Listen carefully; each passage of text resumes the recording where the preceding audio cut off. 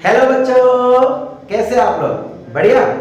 तो बच्चों लोग, आज हम आपके मैथ्स का एक नवा चैप्टर शुरू करने जा रहे हैं, जो कि है चैप्टर नंबर 8, क्वाड्रिलेटरल्स।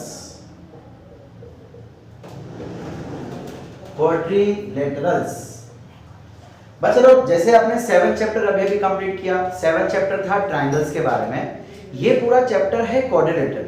आप पहले भी पढ़ चुके हैं, 7th में भी 8th में भी। यहाँ पे आपको क्या करना है, ट्रायंगल के कॉन्सेप्ट से क्वाड्रिलेटरल में अलग अलग चीज शुरू करते हैं। फिर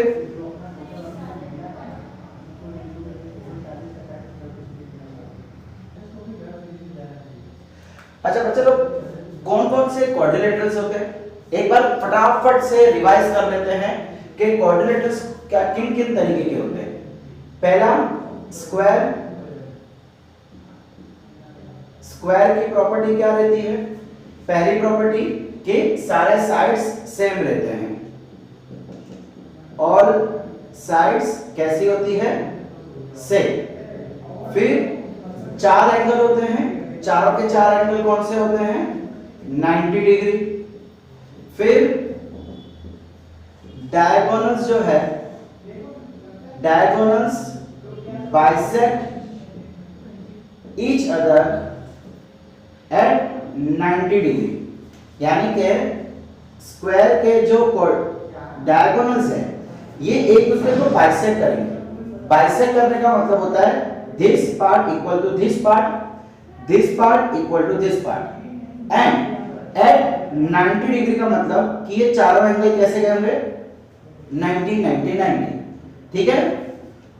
और इसी के साथ साथ डायगोनल्स इक्वल भी होते हैं।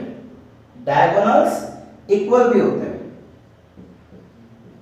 Diagonals are equal.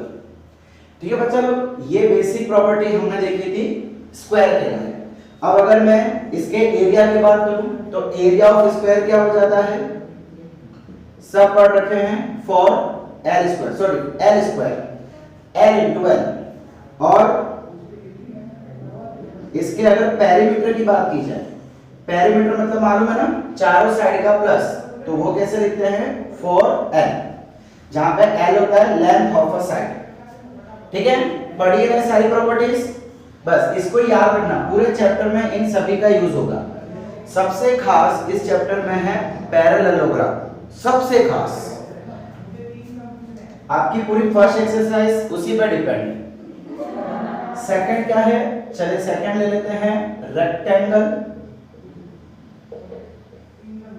अब रेक्टेंगल में हमें पता है सब सेम होता है, जैसे कि ऑल साइड सेम नहीं होगा, इसमें क्या रहेगा? Opposite sides are equal. हमें पता है ना, लेंथ लेंथ इक्वल होती है, ब्रेड्थ ब्रेड्थ इक्वल होती है। फिर चारों एंगल कैसे होते हैं? 90 डिग्री। फिर क्या इसके डायगोनल्स बाइसेक्ट करते हैं? यस, डायगोनल्स इक्वल भी होते हैं, बाइसेक्ट भी करते हैं। डायगोनल्स आर इक्वल और diagonals bisect each other at 90 degree. Same जो स्क्वायर में बताया था वही चीज रेक्टेंगल में भी होगी, डायगोनल्स को लेके। फिर इसके अगर मैं एरिया की बात करूं, सो रेक्टेंगल का एरिया क्या होता है? Length into breadth. और इसका पेरीमीटर क्या होता है? पढ़ रखा है सबने, 2l प्लस b। याद आया कुछ? 2l प्लस b, ये हो गया इसका पेरीमीटर। ठीक है, आगे बढ़ते हैं। Next, rhombus. बच्चा रोम्बस जो है, देखो अगर मैं स्क्वायर का डायग्राम ड्रॉ करूं तो ये सिंपल सा स्क्वायर हो जाएगा। रेक्टेंगल का डायग्राम ड्रॉ करूं तो ये रेक्टेंगल हो जाएगा, जहां पे ये l, ये b, और यहां पे l l l l। ठीक है, रोम्बस और स्क्वायर सेम होता है, बस इसमें सारे एंगल 90 होते हैं और इसमें अदर देन 90 होते हैं। कुछ ऐसा। इसमें भी स्टार साइड कंपलसरी कैसे रहेंगे, सेम रहेंगे। तो all sides same. Next, angles कुछ भी हो सकते हैं, लेकिन एक चीज श्योर है कि ऑपोजिट एंगल्स आर इक्वल। कैसे? Opposite angles are equal. बच्चा ऑपोजिट का मतलब होता है ये और ये एंगल, ये दोनों इक्वल होंगे एंड ये दोनों एंगल इक्वल होंगे, कंपल्सरी। रोम्बस और पैरेललोग्राम की खासियत है कि उसके ऑपोजिट एंगल्स इक्वल होते हैं। बाकी 90 होंगे, 120 होंगे, कुछ भी होंगे, वैल्यू कोई भी हो सकती है, बट ऑपोजिट वाले इक्वल होंगे। नेक्स्ट, क्या इसके डायगोनल्स बाइसेक्ट करेंगे? हाँ, करेंगे। करेंगे? यस, बाइसेक्ट करेंगे 90 डिग्री पे ही। Diagonals bisect each other at 90 degree. अब बच्चा लोग देखो, इसमें डायगोनल्स इक्वल थे, इसमें डायगोनल्स इक्वल थे, लेकिन इसमें इक्वल नहीं होंगे। यहां पे डायगोनल्स इक्वल नहीं होंगे। Diagonals are not equal. ठीक है? अब अगर रोम्बस का एरिया फाइंड करना हो तो आपने लास्ट टाइम 8th में रोम्बस का एरिया फाइंड करने की फॉर्मूला देखी थी, याद है? भूल गए, वेरी गुड। क्या होगा? एरिया इज इक्वल टू दोनों डायगोनल्स का मल्टीप्लिकेशन, d1 इंटू d2, जहां पे d1 मतलब डायगोनल 1, d2 मतलब डायगोनल 2, दोनों डायगोनल्स का मल्टीप्लाई कर दो तो वो आपको दे देंगे रोम्बस का एरिया। क्लियर? चलिए, और पेरीमीटर, तो बच्चा पेरीमीटर को लेके कोई फॉर्मूला नहीं होती है, वो तो सिंपली चारों साइड को ऐड कर दो। बट हाँ, यहाँ पे इस केस में बन सकती है formula 4l। Perimeter is equal to 4l, square जैसा ही होता है ना, 4l। क्लियर? बच्चा लोग फटाफट इसका स्क्रीनशॉट ले लो, फिर आगे देख लेते हैं हम पैरेललोग्राम। Hurry up.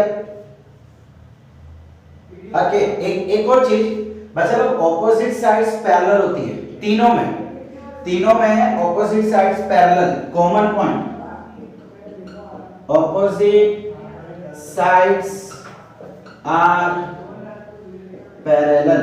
इन तीनों में ये चीज होगी, तो ये स्टेटमेंट तीनों में लिख लेना, ऑपोजिट साइड्स आर पैरेलल, मतलब ये दो पैरेलल, ये दो पैरेलल, ये दोनों पैरेलल, ये दोनों पैरेलल। सिमिलरली यहां पे भी ऑपोजिट साइड्स पैरेलल। चलिए, हरी आप 1 2 3 गो।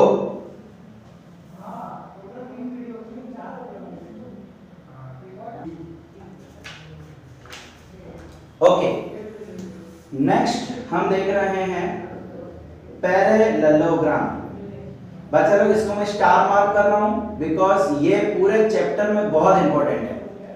अब बच्चा लोग, पैरेललोग्राम जो है वो रेक्टेंगल जैसा ही देगा। इसका सिंबल या तो इसको इस तरीके से दिखाया जाएगा या तो इसको इस तरीके से दिखाया जाता है। जैसे ट्रायंगल का सिंबल होता है ना, वैसे इसका ये सिंबल होता है पैरेललोग्राम का। और जैसे कि मैंने पहले कहा, ये सॉर्ट ऑफ रेक्टेंगल होगा, बस एंगल 90 के सिवाय कुछ और होंगे। ठीक है? सो ये एल एल, ये बी बी। यहां पे भी ऑपोजिट साइड्स आर इक्वल। दूसरा, ऑपोजिट साइड्स के साथ साथ ऑपोजिट एंगल्स भी इक्वल होते हैं। Opposite angles are equal. बच्चा लोग, एक बहुत ही जरूरी प्रॉपर्टी कि इसके जो एडजेसेंट एंगल होते हैं ना, एडजेसेंट मतलब आजू बाजू आने वाले, जैसे कि ये दोनों एडजेसेंट हो गए, ये दोनों एडजेसेंट हो गए। एडजेसेंट मतलब आजू बाजू आने वाले। ये दोनों एडजेसेंट, ये दोनों एडजेसेंट, ये दोनों एडजेसेंट। तो वैसे एडजेसेंट एंगल को अगर मैं प्लस करूंगा तो वो कंपलसरी 90 डिग्री होंगे, 90 नहीं sorry 180 degree. Adjacent angles are supplementary. Supplementary मतलब मालूम है ना, 6 से पढ़ते आ रहे, सप्लीमेंट्री मतलब 180। इन दोनों का प्लस 180, इन दोनों का प्लस 180, इसका प्लस 180, इन दोनों का प्लस भी 180। Clear? Opposite angle same, adjacent angle 180। Same point rhombus में भी आएगा, ऐड कर लेना। ये वाला सेम पॉइंट रोम्बस में भी आएगा। Okay, next next next next diagonals. क्या इसके डायगोनल्स बाइसेक्ट करेंगे? यस करेंगे। Diagonals bisect each other. बच्चा लोग इसमें 90 डिग्री नहीं होगा, बाइसेक्ट करेंगे लेकिन 90 डिग्री पे नहीं करेंगे, कुछ भी एंगल हो सकता है। ठीक है, इसलिए याद रखना डायगोनल्स बाइसेक्ट ईच अदर, बस 90 डिग्री कंफर्म नहीं है, हो भी सकता है नहीं भी हो सकता। नेक्स्ट, क्या दोनों डायगोनल्स इक्वल होंगे? नहीं, इसके डायगोनल्स इक्वल नहीं होंगे, अलग अलग होंगे। अगर पैरेललोग्राम है तो डायगोनल्स आर नॉट इक्वल। अच्छा, इसकी एरिया की फॉर्मूला क्या हो जाएगी? Area is equal to base into height. देखो बच्चा लोग, इसमें ये होती है हाइट, पैरेललोग्राम में इसको हाइट और ये बेस है। सो हाइट इनटू बेस करेंगे तो आपको क्या मिल जाएगा? पैरेललोग्राम का एरिया। समझ आ रहा है मैं क्या बोल रहा हूं? This is the height. Okay, next perimeter. तो बच्चा पेरीमीटर तो रेक्टेंगल जैसे ही रहेगा, चारों का प्लस यानी 2l प्लस b। ओके, तो यहाँ पे पैरेललोग्राम की बस काफी इंफॉर्मेशन है हमारे पास। अब लास्टली हम देख लेते हैं ट्रेपेजियम।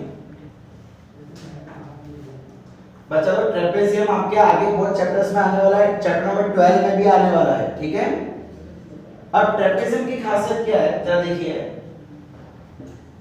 ये बोट जैसा आकार जो है इसे हम ट्रेपेजियम कहते हैं। इसमें दो साइड पैरेलल होती है और दो साइड पैरेलल नहीं होती है।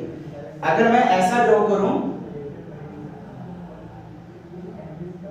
तो बच्चा ये भी ट्रेपेजियम है, दो साइड पैरेलल, दो side non parallel.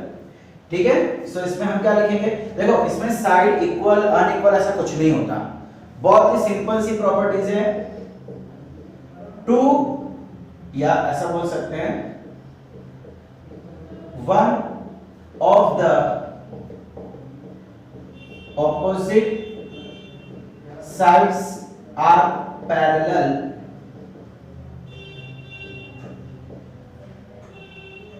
and other pair of opposite sides are not parallel। दो पैरेलल होगी, दो पैरेलल नहीं होगी, वही हमने यहां पे लिखा है। नेक्स्ट देखो, इसके एंगल के बारे में कुछ कहा नहीं जा सकता, इसकी साइड्स इक्वल होगी कि नहीं कुछ कहा नहीं जा सकता। ठीक है, बस खाली इतना पता है पैरेलल है। और इसका एरिया, एरिया की फॉर्मूला क्या होती है? पढ़ रखा है एरिया, बिल्कुल पढ़ रखा है, 1/2 sum of parallel sides into height. अब अच्छा, इसके इस केस में ये होती है हाइट, या ये 90 डिग्री है तो ये बन जाएगा हाइट। हाइट हमेशा 90 डिग्री बनाएगा, याद रखना, हाइट हमेशा 90 डिग्री बनाएगा। तो सम ऑफ पैरेलल साइड्स, दो जो साइड्स पैरेलल है उसको प्लस कर दो सम और मल्टीप्लाई कर दो हाइट से और उसका हाफ कर दो। This will be the area of trapezium. बाकी इसका पेरीमीटर की कोई फॉर्मूला नहीं है, चारों साइड को ऐड कर दो, पेरीमीटर मिल जाएगा, किस्सा खत्म। और कुछ हमें पता नहीं है, इसमें कुछ सर्टेन नहीं होता कि डायगोनल्स बाइसेक्ट में इक्वल में फलाना ढिकाना, कुछ कंफर्म नहीं होता, कुछ भी नहीं। क्लियर? चलो फटाफट इसका स्क्रीनशॉट ले लो।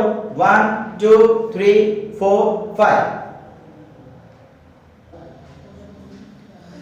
अच्छा बच्चे लोग, आई थिंक आप सबको ये तो पता ही होगा कि क्वाड्रिलेटरल का मतलब क्या होता है, पता है ना? एक ऐसी फिगर जिसके 4 साइड होते हैं उसे हम क्वाड्रिलेटरल कहते हैं, सिंपल। तो चलिए अब हम शुरू करते हैं चैप्टर नंबर 8 का फर्स्ट थियरम 8.1। ये क्या कह रहा है? अ diagonal of parallelogram divides it into two congruent triangle। भाई इसका कहने का मतलब है कि एक पैरेललोग्राम में अगर मैं डायगोनल बनाऊंगा तो जो दो ट्रायंगल होंगे वो कॉन्ग्रुएंट होंगे। इन शॉर्ट मुझे क्या प्रूव करना है कि दो ट्रायंगल कॉन्ग्रुएंट है। तो ये तो आपका चैप्टर नंबर 7 बन गया। चलो सबसे पहले हम क्या बनाते हैं? पैरेललोग्राम बनाते हैं। डेटा से पहले मैं यहाँ पे एक बना लेता हूँ फिगर, बहुत ही सुंदर सी प्यारी सी, ठीक है?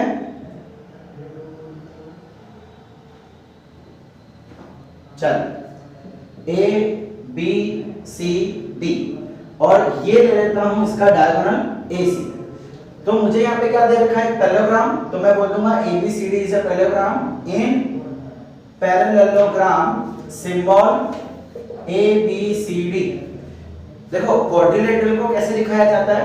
क्वाड्रिलेटरल उसका नाम, पैरेललोग्राम को कैसे दिखाया जाएगा? उसका सिंबल, उसका नाम, ठीक है?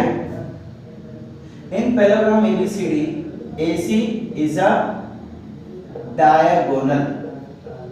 ये डायगोनल है, ये हमको दे रखा है। चलिए टू प्रूव का मतलब होता है कि हमको क्या प्रूव करना है। डेटा मतलब हमको क्या दे रखा है, हमें क्या दे रखा है कि एक पैरेललोग्राम है और एक डायगोनल है। तो जो दे रखा है वो लिख दो, जो प्रूव करना है वो यहाँ पे लिख दो। टू प्रूव कैसे लिखेंगे? ये दोनों ट्रायंगल कॉन्ग्रुएंट है। Triangle ABC is congruent to triangle ADC। This and this triangle congruent. Clear? चलिए देखें कैसे प्रूव करेंगे। In triangle ABC and triangle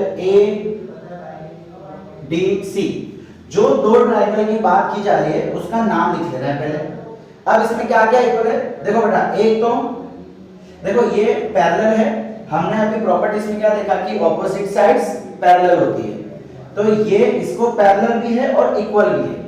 साथ ही साथ जरा ध्यान से सुनते जाना, अगर ये पैरेलल है तो क्या ये वाले दो एंगल इक्वल होंगे? देखो Z बन रहा है, क्या ये Z बन रहा है? ऑल्टरनेट एंगल पढ़ा था ना चैप्टर नंबर 7 में, ऑल्टरनेट एंगल्स। सिमिलरली चलो पहले इसका लिख लेते हैं। एंगल BAC ये वाला angle is equal to DCA, ये वाला एंगल DCA। रीजन लिखना जरूरी है, ये दोनों इक्वल क्यों है? रीजन ऑल्टरनेट एंगल्स, ठीक है? दूसरा देखो ये भी तो पैरेलल है, ये दोनों भी पैरेलल है। क्या ये Z बन रहा है? देखो कुछ ऐसा Z बन रहा है कि नहीं? सो ये वाला एंगल और ये वाला एंगल भी इक्वल, इसका नाम DAC, angle DAC is equal to इसका नाम BCA। Again alternate angles. उसी के साथ साथ देखो AC, ये इसमें भी आ रहा है, ये इसमें भी आ रहा है। AC उसमें भी है, इसमें भी है। तो मैं यहां पे बोल सकता हूं AC is equal to AC। Reason common. बस तो ये क्या बन गया? देखो एंगल साइड एंगल है ना, एंगल साइड एंगल। तो हम यहां पे बोल देंगे by angle side angle triangle कौन कौन सा? ए, चलो पहले ये A B C is congruent to A के इक्वल सी है, तो पहले यहाँ पे मैं सी लिखूंगा, फिर यहाँ पे बी, बी के इक्वल कौन हो जाएगा डी एंड वापस ए, ये सी के इक्वल ये ए है। आपने 7th चैप्टर में सीखा होगा कि जब आप ये सिंबॉलिकली रिप्रेजेंट करेंगे तो जो एंगल जिस एंगल से इक्वल होगा वो एक ही पोजीशन पे आना चाहिए। मतलब यहाँ पे ए आ रहा है पहले, तो ये वाला ए है, इससे इक्वल कौन है ये, तो सी पहले आना चाहिए। सीखा है ना? अगर नहीं आते तो आप समझ लो, जो दो एंगल सेम है उसकी पोजीशन सेम होनी चाहिए, पहला पहला, दूसरा दूसरा, तीसरा तीसरा। ठीक है, सो ये आ गया हैंस प्रूफ। अच्छा, आपको इस थ्योरम में पूछा नहीं है, लेकिन क्या मैं ऐसा कह सकता हूं कि this side equal to this side by CPCT? यहां पे आपका थ्योरम फिनिश हो गया, बिल्कुल फिनिश हो गया। खाली थोड़ा इंफॉर्मेशन के लिए बता रहा हूं, सुनते जाओ। By CPCT AB is equal to DC। Also ये और ये भी तो इक्वल हो जाएगा सीपीसीटी से। हमको पता ना ट्रायंगल कॉन्ग्रुएंट होते हैं तो तीनों साइड एक दूसरे से इक्वल होती है। एक तो हमने ले ली, ये दो इक्वल और ये दो equal, so AB is equal to BC। अब अच्छा, यही है आपका थ्योरम 8.2। हो सकता है कि क्वेश्चन में बोल दिया जावे in parallelogram opposite sides are equal, तो कैसे प्रूव करेंगे ऑपोजिट साइड्स? पहले उसको कॉन्ग्रुएंट प्रूव करना है और बाद में सीपीसीटी से बोल देना है कि दोनों साइड इक्वल है। So this is nothing but the theorem 8.2। समझ आया बच्चा लोग? अब बच्चा लोग 8.3 इसका उल्टा है। 8.3 कह रहा है कि अगर किसी क्वाड्रिलेटरल में ऑपोजिट साइड्स इक्वल होंगे तो वो पैरेललोग्राम होगा। इसको प्रूव करने की जरूरत नहीं है, सिर्फ याद रखना क्या कि अगर दो ऑपोजिट साइड्स इक्वल है तो कंपलसरी वो पैरेललोग्राम होगा। दो ऑपोजिट साइड्स इक्वल है तो। अब आप बोलेंगे सर वो तो रेक्टेंगल में भी होता है, लेकिन उसके लिए हमें 90 डिग्री चाहिए होगा। समझ आ रहा है? तो बच्चा 8.3 भी क्लियर हो गया कि अगर दो इक्वल तो वो पैरेललोग्राम। डन। अब 8.4 बच्चा 8.4 कहा जा रहा है कि ऑपोजिट एंगल्स पैरेललोग्राम के अंदर ऑपोजिट एंगल्स इक्वल होते हैं। अगेन सीपीसीटी देखो ना, ये कॉन्ग्रुएंट है तो this equal to this by CPCT. अब अगर मान लो कि मैं एक ऐसा पैरेललोग्राम बनाऊं जिसमें इसको डायगोनल ले लूं, तो सेम यही मेथड से ये दोनों भी कॉन्ग्रुएंट आ जाएंगे, तो उस समय ये एंगल और ये एंगल इक्वल हो जाएंगे बाय सीपीसीटी। तो 8.4 थ्योरम क्या कह रहा है कि किसी भी पैरेललोग्राम में ऑपोजिट एंगल्स इक्वल होते हैं। अगर वो एग्जाम में आ जाए प्रूव करने के लिए तो हम क्या करेंगे, ये पूरी मेथड करेंगे और बाय सीपीसीटी एंगल इक्वल कर देंगे। फिनिश। नेक्स्ट चलो थ्योरम 8.4 हो गया। थ्योरम 8.5, थ्योरम 8.5 ये कह रहा है कि डायगोनल्स एक दूसरे को बाइसेक्ट करते हैं। उसकी मेथड आपके टेक्स्ट बुक में नहीं दी है, सो डोंट वरी, सिर्फ उसको याद रखना है। तो वो ऑलरेडी हम लोग प्रॉपर्टीज में याद कर चुके हैं। क्लियर? तो चलो यहाँ पे आपके थ्योरम्स फिनिश होते हैं। मतलब 8.1 से पहले जितने भी थ्योरम है वो यहाँ पे एक साथ होते हैं, क्लियर होते हैं। नेक्स्ट टाइम हम आपकी एक्सरसाइज 8.1 शुरू करेंगे। तब तक के लिए थैंक यू।